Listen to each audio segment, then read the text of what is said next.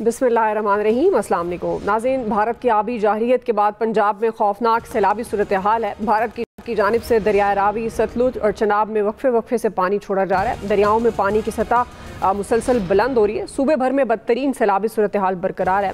अब तक हज़ारों बस्तियाँ उजड़ गई हैं, लाखों अफराद बेघर हो चुके हैं। मुख्तलिफ हादसात हुए जिसमें अब तक 33 अफराद के जाँ बहक होने की भी इत्तलात हैं।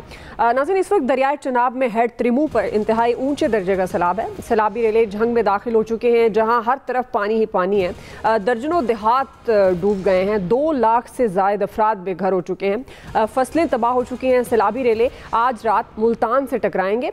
शहर को बचाने और हेड मोहम्मद वाला में शगाफ डालने के लिए बॉम्ब लगा दिए गए हैं। दरियाए रावी की अगर बात करें तो पानी के बहाव में कमी आ रही है, मगर हेड बल्लो की पर भी अब भी इंतहाई ऊंचे दर्जे का सैलाब है।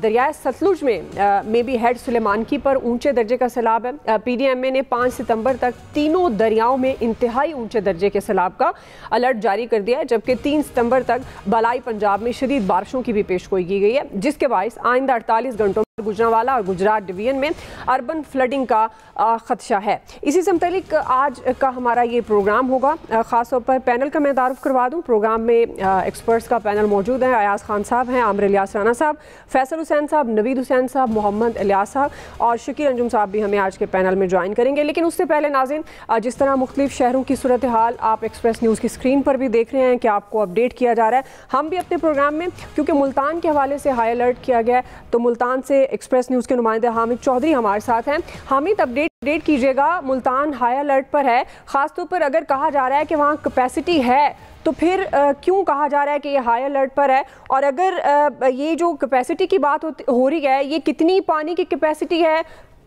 और खुदा ना खास्ता ये अगर नहीं कवर कर पाती कैपेसिटी पानी को, तो कितनी आबादियों के मुतासिर होने का खदशा है?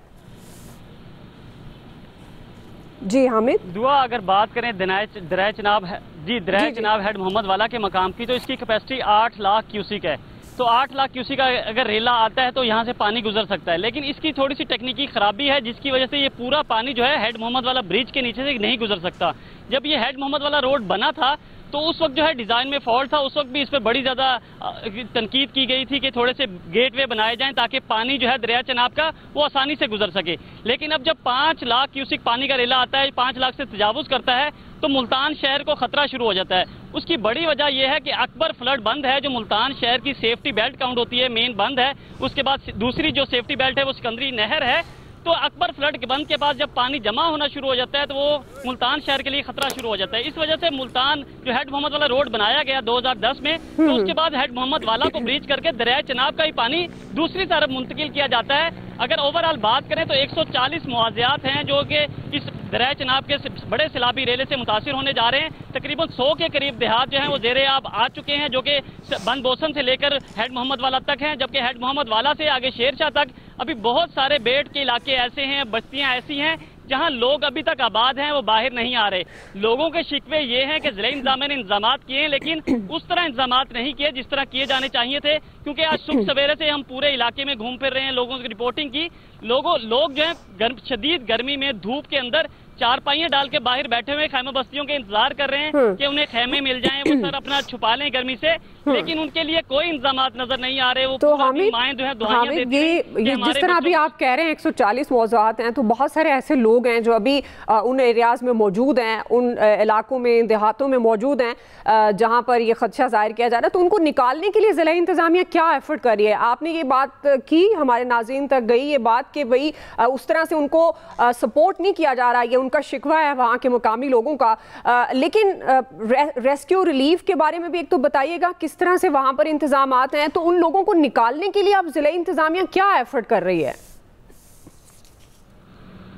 जी हाँ, देखिए, हमने जिला इंतजामिया से भी बात की, लोगों से भी बात की। लोगों का जो मसला ये है कि लोग कहते हैं हमारे पास जिला इंतजामिया का बड़ी कश्तियां नहीं है, रेस्क्यू 1-1-2-2 लोगों को तो ले आते हैं, लेकिन इन लोगों के मसाइल ये हैं कि इन लोगों के जानवर अंदर हैं, माल मवेशी अंदर के साथ साथ घरों का सामान अंदर है, जिसमें सामान लाने के लिए उनको बड़ी कश्तियां चाहिए होती हैं। तो बड़ी कश्तियां जिला इंतजामिया के पास है नहीं, लेकिन वो लोग बजीद हैं।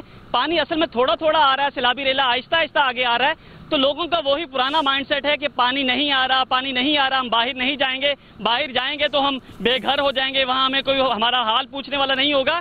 सूरत हाल ऐसी ही है। जिला इंतजामिया के दावे तो बड़े बड़े हैं कि हमने 38 रिलीफ कैंप लगाए हैं, 3.5 लाख लोगों को हम रेस्क्यू कर चुके हैं। लेकिन जो इंतजामात ग्राउंड रियलिटी देखें तो 6 से 8 हज़ार लोगों को ये अभी तक जिले इंतजामिया खैमा बस्तियों में इंटरटेन कर सकी होगी, लेकिन वो भी लोग मुश्किलात का अपनी जो सहूलियत के फुकदान के तनकीद कर रहे हैं कि सुबह से हम आए हुए हैं, अपने ID कार्ड देते हैं पटवारी को, पटवारी उनको चक्कर पे चक्कर देता है, वो बेचारे अपने बच्चों को लेकर धूप में बैठे हुए हैं, ना खाने को कोई खाना मिल रहा है, ना पीने को पानी है, ना सर को छुपाने के लिए इतनी शदीद गर्मी में पंखे तो है ही नहीं। लेकिन जिले इंतजामिया के जो अफसरान यहाँ बैठे हुए कैंप लगा के उनके लिए पूरा दिन पंखे चलते रहे, लेकिन ये माएँ अपने बच्चों को धूप में चारपाइयों पर लेकर बैठी रही। जिले इंतजामिया की जानिब से दावत जो थे वो धरे के धरे रह गए। अगर बात करें 3.5 लाख जो क्यूसिक पानी का रेला है वो आइंदा चंद घंटों में यहाँ पहुंचेगा, जिसके बाद जो है अकबर फ्लड बंद के ऊपर पानी जमा होना शुरू हो जाएगा। फिर फैसला किया जाएगा कि पानी एक तरफ से दूसरी तरफ मुंतकिल करना है, उसके लिए ब्रीचिंग करनी है या नहीं करनी, ये फैसला महकमा अनहार और जिले इंतजामिया बाद में करेंगे। ठीक है जी, बहुत शुक्रिया। तो आपसे ज़ाहिर वक्तन फ़वक्तन अपडेट्स लेते रहेंगे और लोगों से भी हमारी यही अपील है कि ताउन करें ज़िला इंतज़ामिया से। लेकिन जो इश्यूज़ हमारे नुमाइंदा ज़ाहिर है वो वहाँ पर ग्राउंड में मौजूद हैं, फील्ड में जाते हैं, जो बता रहे हैं, तो हुकाम बाला से भी अपील है ऐसे ज़िला इंतज़ामिया के अफसरान जो वहाँ पर मकामी लोगों से ताउन नहीं कर रहे तो खुदारा उनको भी अपने अहकामात भेजें कि वो उनसे ताउन करें ताकि बर वक्त बचा जा सके बहुत ज़्यादा नुकसान से। अभी हम रुख कर रहे हैं सक्खर का, जहाँ पर एक्सप्रेस न्यूज़ के ब्यूरो चीफ शहजाद तबानी साहब हमारे साथ मौजूद हैं।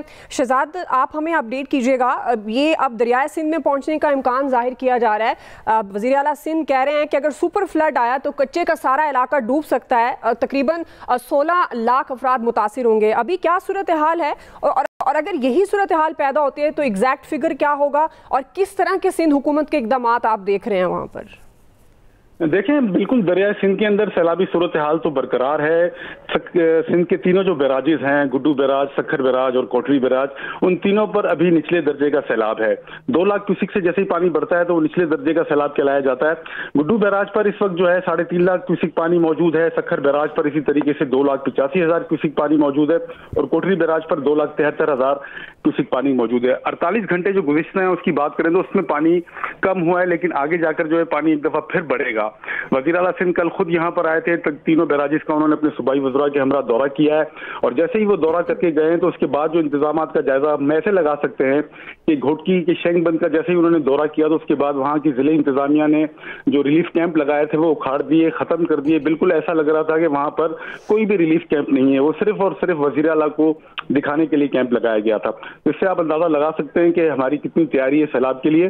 पानी देखें मजीद अभी आना है, पानी अभी आएगा। जिस तरीके से आपने शुरू में बताया कि भारत फिर आबी जारियत पर उतर आया है तो पानी आएगा। उसके लिए इंतजामात ये किए गए हैं कि जो दरिया सिंध के अतराफ में सिंध के 15 अजला हैं वहां पर हैवी मशीनरी रखी गई है और दरिया सिंध के जो हिफाजती बंद हैं उनको ठीक करने के लिए इंतजामात अब शुरू किए गए हैं कुछ दिन पहले। हालांकि ये हर साल सैलाब आता है, हर साल बारिशें होती हैं, लेकिन इंतजामात जो है वो बिल्कुल आखिरी टाइम पर शुरू किए जाते हैं, जिसका खमियाजा ये होता है कि पानी जो है सैलाब का और बारिशों का मुख्तलिफ देहातों के अंदर चले जाता है। सिर्फ और सिर्फ अगर सक्खर की बात करें तो फ्लड आता है ज्यादा तो 700 देहात जो है वो मुतासिर हो सकते हैं और 3.5 लाख आबादी जो है सिर्फ सक्खर की मुतासिर हो सकती है। तो आप सोचेंगे सिंध के कितने सारे अजला हैं, वहाँ किस तरीके की तबाही होगी।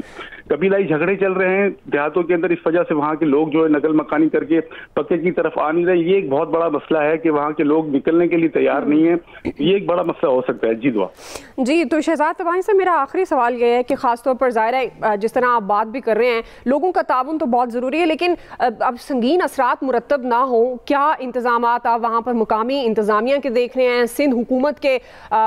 ये बात तो दुरुस्त है, अनफॉर्चुनेटली हमारे हुक्मरान बाद में ज़्यादा एक्टिव होते हैं पहले इंतजामात करने की बजाय, लेकिन चूंकि अब हाई अलर्ट है तो क्या इंतजामात आप देख रहे हैं, आपको लगता है कि ये काफ़ी होंगे?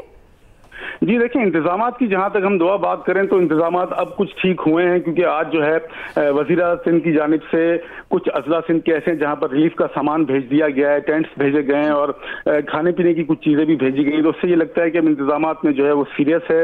इसी तरीके से जो ज़िले की इंतजामिया है सक्खर की, उन्होंने भी आज एक बड़ा इजलास यहाँ पर किया है आला सतह का, उसमें तमाम अफसरान शरीक हुए हैं और ब्रीफिंग उनको दी गई है। इंतजामात किए जा रहे हैं, लेकिन ये इंतजामात नाकाफ़ी होते हैं देहातों की तरफ। मेरा फोकस देहातों पर इसलिए है क्योंकि माजी में भी हम जिस तरीके से रिपोर्टिंग करते आए हैं, एक्सप्रेस जो है दिखाता है, जादू का जिला जो है बहुत बड़ी तादाद में हिट हुआ था, काफी दिन वहाँ पानी रहा, घोटकी इस तरीके से बहुत ज्यादा डेंजर जोन में। सिंध हुकूमत खुद कह चुकी है कि बहुत सारे हसास मकामात हैं, बंद जो है वो कमजोर हैं, तो खुदा ना खास्ता अगर बड़ा आता है, सुपर फ्लड आता है, तो 9 लाख तक पानी जाता है, तो हाँ जी वो मुश्किलात में इजाफा होने का खदशा है। ठीक है जी, बहुत शुक्रिया ज़ाहिरा, हम दुआगो हैं कि अल्लाह ताला वहाँ के तमाम वासियों को जहाँ पर इस वक्त हाई अलर्ट है अपने हिफ्ज़ अमान में रखे। बहरहाल एक्सप्रेस न्यूज़ हमेशा की तरह अपनी जिम्मेदारी निभा रहा है, आपको लम्हा बलम्हा अपडेट रख रहा है। अपने पैनल की तरफ जाते हैं, ख़ासतौर पर जो हम बात करने जा रहे हैं कि इस वक्त जो बारिशों और सैलाब से पंजाब भर में खौफनाक तबाही हुई है, सैलाबी रेले सिंध की तरफ भी बढ़ रहे हैं, तो इन असरात से कैसे निमटना होगा? क्या ये इतने ख़तरनाक हो सकते हैं, हमारी मईशत की तरफ को भी के लिए भी ख़तरनाक साबित हो सकते हैं? क्योंकि हम पहले बात करते थे सियासी इस्तेहकाम की, तो अब तो ये सारी सूरत हाल ही बहुत मुख्तलिफ नज़र आ रही है। पैनल हमारे साथ मौजूद है। मैं नवीद साहब आपसे आगाज़ करी हूँ, चूँकि इस वक्त जो सूरत हाल है, क्योंकि अभी तो ये भी रिपोर्ट हो रहा है मुख्तलिफ इलाकों में, इस्लामाबाद रावलपिंडी में भी मूसलाधार बारिश है, रेन एमरजेंसी वहाँ भी नाफिज कर दी गई है, और बहुत सारे एरियाज़ आने वाले दिनों में हाई अलर्ट हैं PDMA के मुताबिक। तो नवीद साहब आपको क्या लगता है, अब ये जो खौफनाक तबाही हुई है सैलाब के बाद, और अभी भी ज़ाहिर ये सैलाबी रेले सिंध की तरफ बढ़ रहे हैं, क्या असरात होंगे और इन असरात से कैसे हमारी हुकूमतें निपटेंगी? नवीद साहब। अच्छा दुआ, देखिए, एक सबसे पहले जो सैलाब से बुरी तरह मुतासर हुआ है वो पंजाब मुतासर हुआ है। ऑल्दो के ऊपर जो है वो KP की तरफ भी जो है और गिलगित बल्तिस्तान की तरफ भी जो है वो इफ़ेक्ट आए थे सैलाब के, लेकिन पंजाब का इफ़ेक्ट होना क्यों बहुत जो है वो इम्पॉर्टेंट है। इम्पॉर्टेंट इन द सेंस के पंजाब जो है ये पाकिस्तान की जो है ये फूड बास्केट कहलाती है, कि पाकिस्तान पूरे पाकिस्तान को पंजाब खिलाता है, अगर ये कहा जाए तो मेरे ख्याल में गलत नहीं होगा। तो यहाँ पे जो इतने ज़्यादा हज़ारों की तादाद में जो देहात जो हैं वो ज़ेरे आब आ गए हैं, और हमारी मईशत देखें, मईशत में तकरीबन 1/4 जो है वो आपका एग्रीकल्चर है, और 40% के करीब जो आपकी वर्क फोर्स है वो एग्रीकल्चर से जो है वो वाबस्ता है। तो हमने देखा कि मिलियंस ऑफ लोग जो है वो इफेक्ट हुए हैं, फिर लाखों लोग जो है वो बेघर हुए। लोगों की ये जो स्मॉल लैंड ओनर्स हैं, जो जिनके पास छोटे छोटे रकबे होते हैं, वो बुरी तरह से मुतासर हुए हैं। उनके मवेशी बह गए, उनकी जो क्रॉप्स थी, जो उनकी फसलें थी वो तबाह हो गई, उनके घर जो है वो वहां पे तबाही हुई। तो आगे आने वाले दिनों में देखें, अब जब तक नई क्रॉप नहीं आती तो ये लोग जो है ये बेसहारा हैं। जी जी, ये लोग जो है पाकिस्तान में ऑलरेडी जो हम बात करते हैं कि 40-45% आपकी आबादी जो है वो गुर्बत की लकीर से नीचे रह रही है। तो ये लोग अब अंदाजा इससे लगाएं कि ये मिलियंस ऑफ लोग जो इफेक्ट हुए, तो ये गुर्बत में, ओवरऑल गुर्बत में जो है आपका कंट्रीब्यूट करेंगे। फिर जैसे मैंने कहा कि पंजाब जो है ये फूड बास्केट है, आपकी जो सब्जियां हैं वो बुरी तरह से, सब्जियों की फसलें मुतासर हुई हैं, ऊपर KP में भी और नीचे पंजाब में भी। तो आने वाले दिनों में, और फिर अभी ये बात की भी जा रही है कि जी आप जो अफगानिस्तान और ईरान से सब्जियों की इंपोर्ट जो है इसको फैसिलिटेट करें, ताकि मुल्क में जो है वो शॉर्टेजेस ना हो। कल वर्ल्ड बैंक की शायद एक रिपोर्ट आई थी, उसमें यह कहा गया था कि जिस तरह से सैलाब से तबाही हुई है और अगेन जो आपका फूड बास्केट इफेक्ट हुआ है, तो उससे आगे फूड इनसिक्योरिटी जो है मुल्क में, उसका अंदेशा है कि मुल्क में जो खाने पीने की चीजें हैं उनकी किल्लत होगी। अब देखिए, एक सिचुएशन अजीब सी बन रही है ना, कि अब वो जो सब्जियां हैं उनकी कीमतें बढ़ेंगी, उनकी कीमतें बढ़ेंगी तो लामहला आपकी इन्फ्लेशन ऊपर जाएगी। उनकी कीमतों को कंट्रोल करने के लिए अगर गवर्नमेंट जो है वो इंपोर्ट करेगी, तो जो आपका एक फ्रेजाइल बैलेंस ऑफ पेमेंट जो हम बड़े मुश्किल से जिसको मेंटेन कर रहे हैं, वो आपका इफेक्ट होगा, क्योंकि आपको डॉलर स्पेंड करने पड़ेंगे आपको मजीद इंपोर्ट्स के लिए। तो ये जो इकोनॉमी, जिसको 12 पहले भी मैं इस प्रोग्राम में कह चुका हूं कि एक टाइट रोप पे है, वो एक बड़ी नाजुक जो है सूरत हाल बन जाएगी। जो एक और इम्पॉर्टेंट जो चीज है वो राइस की क्रॉप, जो चावल की आपकी फसल है। कल जो है मैं वो फिगर्स पढ़ रहा था कि तकरीबन ये पंजाब के जो इलाके हैं इनमें 70% जो चावल की फसल थी वो बर्बाद हो गई। आपकी चावल की फसल, गन्ने की फसल और आपकी जो है वो सेसमी सीड की फसल जो है वो बुरी तरह से मुतासर हुई है। तो इससे इफेक्ट इसके कितने बुरे होंगे, और ये सिर्फ अभी पंजाब है। पंजाब के बाद ये सैलाबी रेला जो है ये सिंध की तरफ भी आना है, और सिंध में फिर जो आपकी जरी जमीनें हैं उनका क्या हाल होगा, लोगों का क्या हाल होगा, जो लोग इफेक्ट होंगे। तो ओवरऑल मेरे ख्याल में जो इकोनॉमी को उसको एक धचका लगेगा, आम आवाम की जिंदगी पे इस तरह से बुरा असर पड़ेगा कि इन्फ्लेशन, कीमतें ऊपर जाएंगी, फूड की जो खसूसन खाने पीने की चीजें हैं उनकी कीमतें ऊपर जाएंगी, और उसके साथ साथ बाकी जो वाबस्ता इंडस्ट्रीज हैं वो भी इफेक्ट होंगी। तो अगेन फिर हमारे हुक्मरानों की तरफ से तो ये कह दिया जाता है कि जी कुदरती आफत है, लेकिन मेरे ख्याल में अगर मिटिगेशन एफर्ट और मिटिगेशन मेजर्स टाइम पे लिए जाते हैं तो, क्योंकि हमें पता है हर साल सैलाब आते हैं, तो शायद जो है वो बचत हो जाती। सही जी। आमिर साहब देखें जी, जाहिर है तो कुदरती आफत, उसमें इंसानी अमल दखल तो जहाँ पे दरियाओं के बीच में आबादियाँ बना दी गई वो भी मौजूद है, लेकिन इंडिया ने जो पानी छोड़ा है, अब हमारे यहाँ पिछले हफ्ते भी बात हो रही थी कि नहीं वो कसूर ही नहीं है। अगर वो कसूर नज़र ही ना आए तो फिर कसूरी मेथी खा लें, और क्या कर सकता है बंदा, कि भाई वो तो उन्होंने तो भेजा है ना, जारियत की है। इस पर तनकीद हो रही थी कि जी नहीं अभी जारियत नहीं है, बिल्कुल है, 100% है। और उन्होंने अपने डैम्स फुल भरे, वो तरतीबवार छोड़ते तो इफेक्ट उसका कम होना था, उन्होंने किया। और दुश्मन मुल्क यही कुछ किया करता है, उसको और क्या करना है, उसने वो किया। हमारे यहाँ जो रावी जिसको हम बेच चुके, हम वो सिंध तास मुआहदे की नज़र कर चुके, सतलुज को हमने तो भुला दिए हुए थे। चनाब और जेलम में भी कभी कभार पानी आता है और काम चलता है, सिंध का था जो उसके कंट्रोल में नहीं है, जो चीज़ें हैं उनके कंट्रोल में।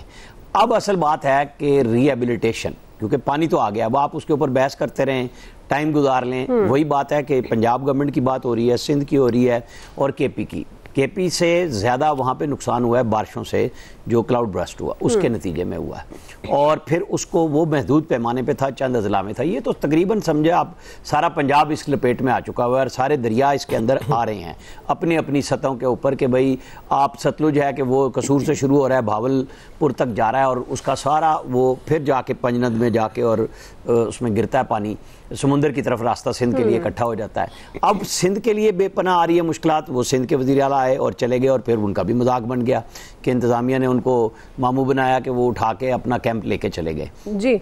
बहरहाल कोशिश ये होनी चाहिए, मीडिया जिस तरह हम दिखा रहे हैं एक्सप्रेस न्यूज़, कि जहाँ हुक्मरान अपनी जगह पे जा रहे हैं, जहाँ कमी आ रही है वो भी नजर आनी चाहिए।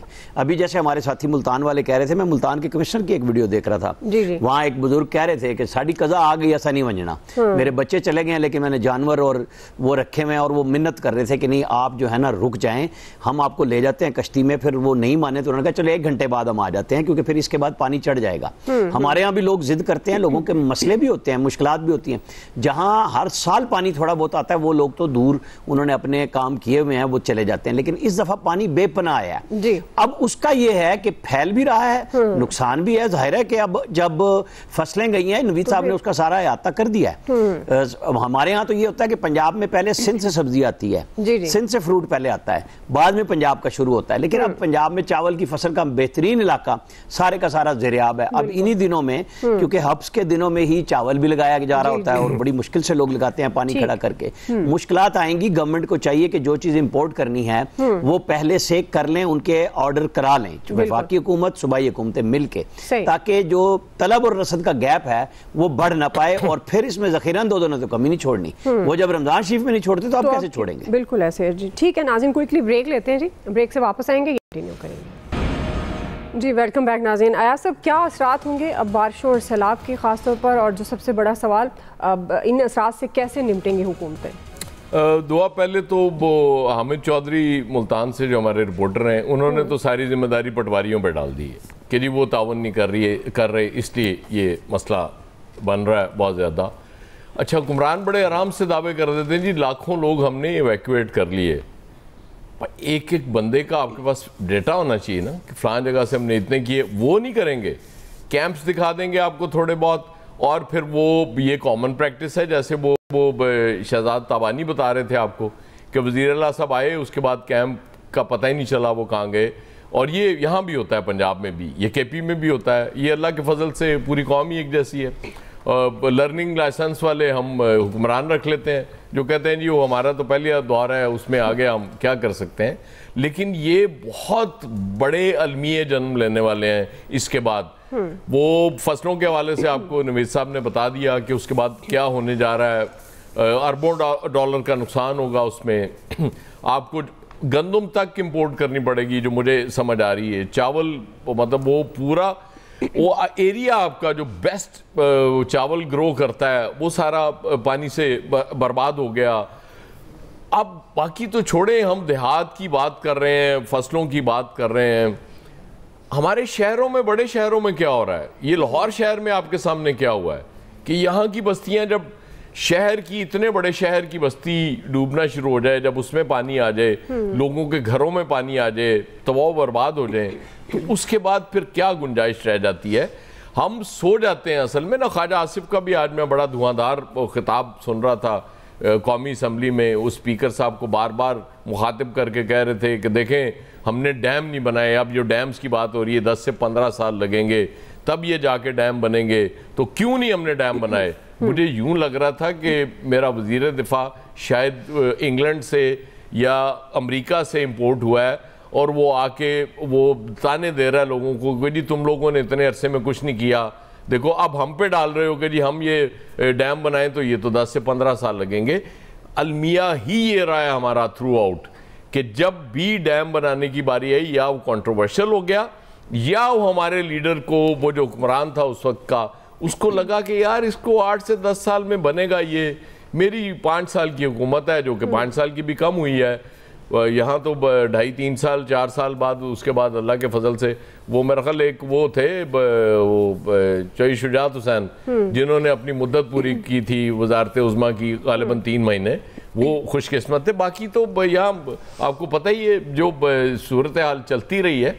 लेकिन स्टिल मैं आपको बता दूँ, मुझे पूरा यकीन है, पूरा एतमाद है अपनी लीडरशिप पे कि ये सैलाब ख़त्म होगा।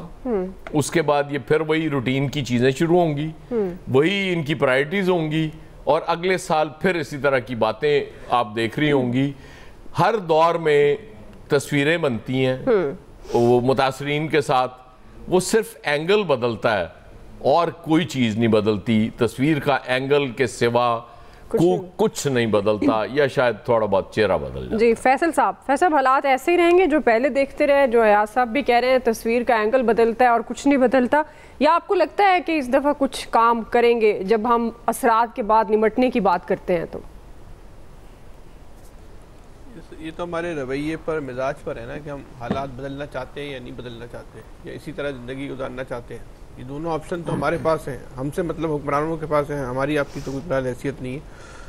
अब आप हुक्मरानों के पास या ताकतवर लोगों के पास या जिनके पास इख्तियार है, जिनके पास हुकूमत है, जिनके पास सरकारी मामलात है, या जो लोग इस सारी सूरत हाल की निशानदेही कर रहे हैं, अब 2 ऑप्शन है ना। या तो हम बोलते हैं भारतीय जारियत है, कुदरती आफत है, ये कह के हम अपनी जान छुड़ा लें, तो फिर इसका तो मतलब ये है कि अगली दफ़ा के लिए भी हम तैयार हो जाएं कि भाई यही होना है, भारतीय जारियत हो गई, कुदरती आफत आ गई, तो उससे क्या फ़र्क पड़ता है। हम और आप अपने घरों में बैठे हुए और शायद एक जो उसके असरात हैं उससे महफूज हैं, तो ये हमें और आपको उस शिद्दत का अंदाज़ा नहीं होगा। अभी मुस्लिम लीग की तर्जमान का बयान था कि पंजाब में 16 लाख अफराद मुतासिर हुए हैं। तो जो लोग अपना घर छोड़ रहे हैं वो किस ज़हनी कोफ से गुजर रहे होंगे, जिनके घर तबाह हो गए वो किस अजियत से गुजर रहे होंगे, इसका हम और आप अंदाज़ा नहीं कर सकते।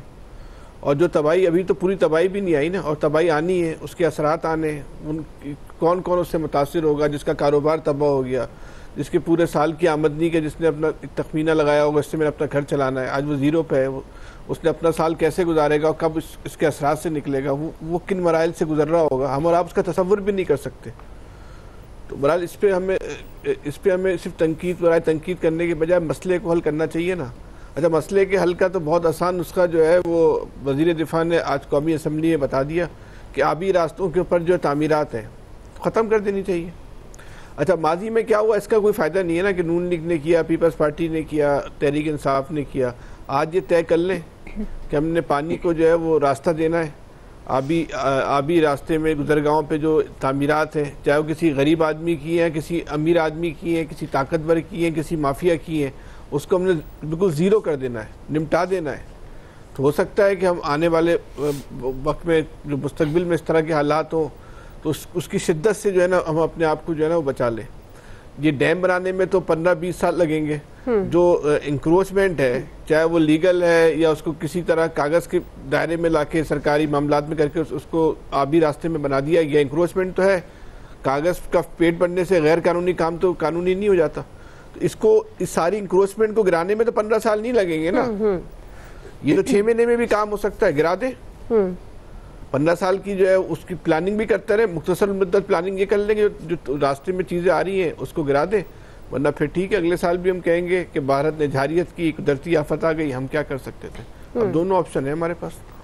सही है, बिल्कुल जी। अब तबाहकुन बारिशें, खौफनाक सैलाब, क्या असरात होंगे, क्या हुकूमतें किस तरह से निपटेंगी, ख़ासतौर पर जो लोगों को रिहैब करना है, क्योंकि मसला सिर्फ ये नहीं है कि आपने इमदादी कैंप्स लगा दिए गए हैं। और वही बात जो अभी फैसल साहब भी कर रहे हैं कि लोगों ने जो सालाना आमदन का सोचा है, ख़ासतौर पर जिनकी फसलें तबाह हुई हैं, मवेशी बह गए हैं, घरों के घर उजड़ गए हैं, तो वो किस तरह से अपना आगे निज़ाम अपने घर का चलाते हुए नजर आएंगे। अब ये इमदाद का दायरा कार हुकूमतों को बढ़ाने की ज़रूरत है। अभी क्विकली नाज़रीन ब्रेक ले लेते, वापस आएंगे, यहीं से कंटिन्यू करेंगे।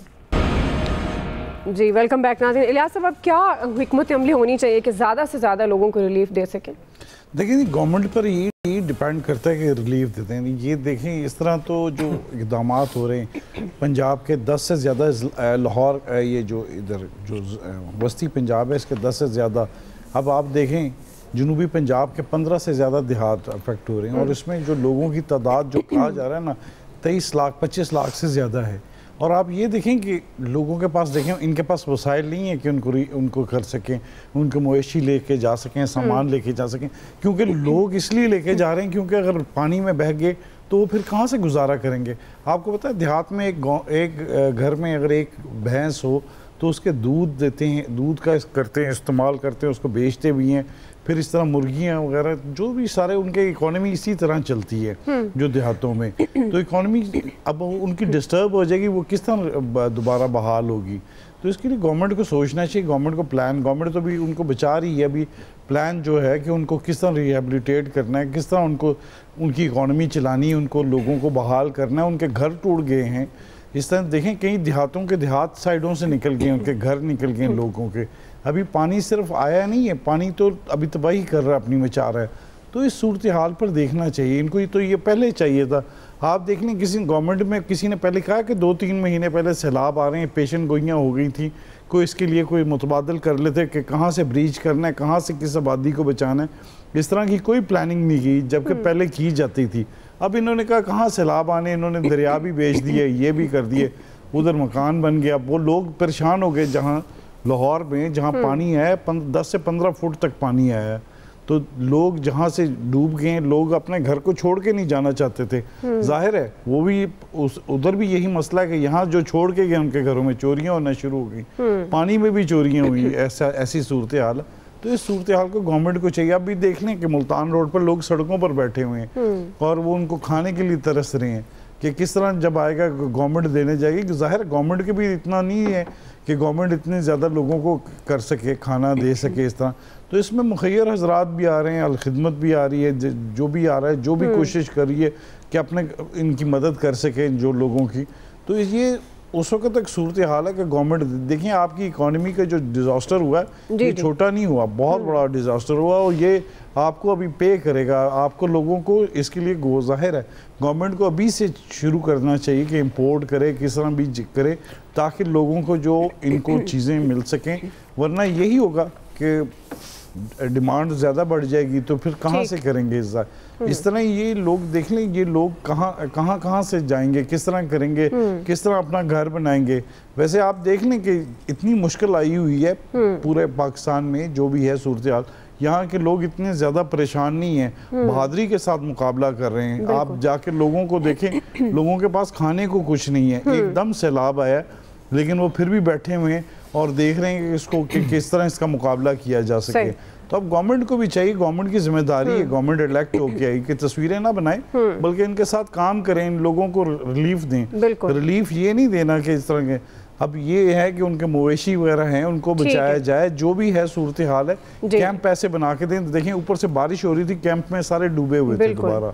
तो ये सूरत हाल है, इसको करने के लिए गवर्नमेंट को एक प्लानिंग करनी चाहिए ताकि इनको रिहेबिलिटेट करे और लोगों को दोबारा इस तरह करे और आइंदा से ऐसी प्लानिंग करे कि इनकी नहरें बनाएं ताकि पानी में मजीद ना लोग डूब सकें। जी शकील अंजुम साहब।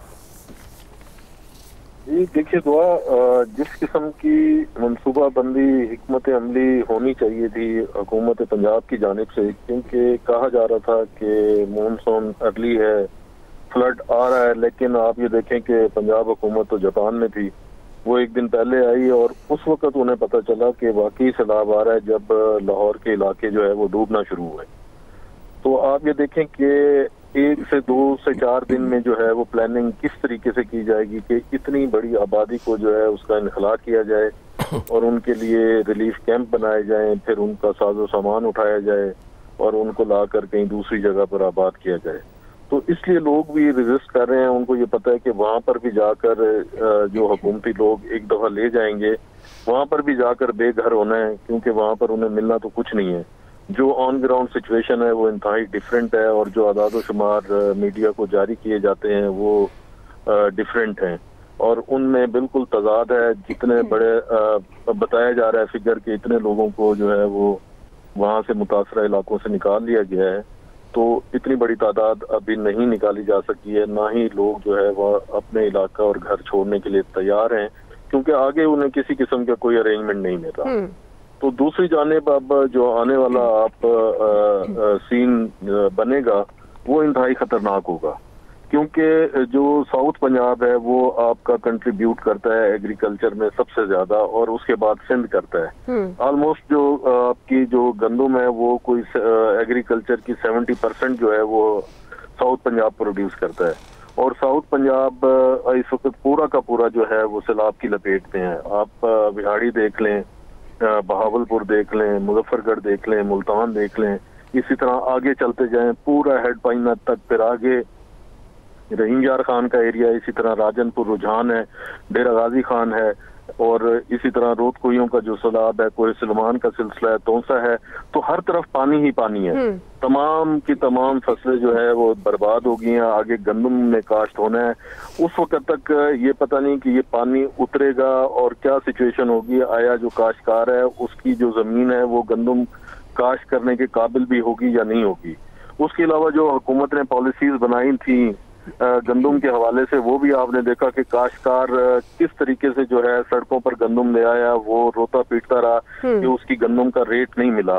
आज वही गंदम जो 2200 रुपए में फरोख्त होती थी आज 3500 रुपए में फरोख्त हो रही है। तो उसका फायदा किसको हुआ है? मिडिल मैन को हुआ है, काश्तकार जो है रुल गया है, उसका अरबों रुपए का नुकसान हुआ है। और दूसरी तरफ अब जो है वजीरे जो दिफा है वो भी डैम बनाने की बात कर रहे हैं, वजीर आला भी कर रही हैं, वजीर आजम भी कर रहे हैं, लेकिन इसके लिए एक लॉन्ग टर्म जो है वो मनसूबा बंदी की जरूरत है। ठीक है जी, लेकिन हमें मनसूबा बंदी का हमेशा नजर जी बिल्कुल मनसूबा बंदी का हमेशा फुकदान रहा है। आप सबका जी बहुत शुक्रिया। आज के एक्सपर्ट से इतना ही, ख्याल रखिए, अल्लाह हाफिज़।